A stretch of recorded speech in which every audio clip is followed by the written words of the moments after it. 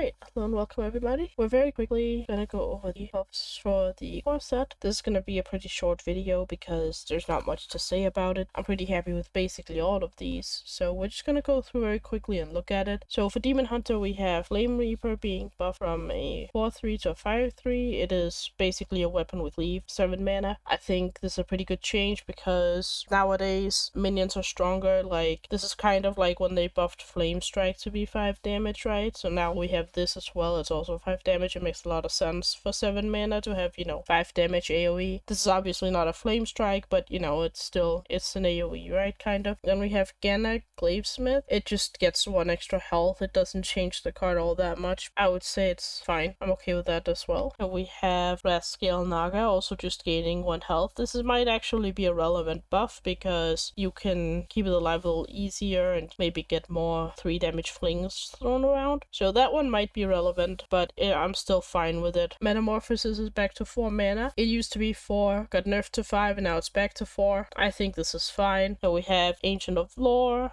It is now a 7/7 that restores 7 health or draws 2 cards. I mean, I don't think it's gonna see play either way, but I mean, I'm fine with it though. I mean, it didn't really make sense to have it be a 5/5, but at the same time, Ancients are just kind of 5/5, so this is kind of also a flavor fail. I would have made it, I don't know, maybe 6 mana is the right spot for this. I'm not sure. I just don't think this is gonna do anything, and also flavor fail, so yeah. Then we have Druid of the Claw. It is going from a 5 mana 5/4, choose one, transform it to a 5/4 with Rush or a 5/6 with Taunt, and it's going to be a 6 mana 4/6 with choose one, transform it to a 7/6 with Rush or a 4/9 with Taunt. Yeah, they buffed the stats a bit, but then it's also 6 mana, so I'm fine with this. I mean, it's fine. 7/6 for 6 with Rush is better than a 5/4 for 5 with Rush, so sure. Is a 4/9 with Taunt better than a 5/6 with Taunt?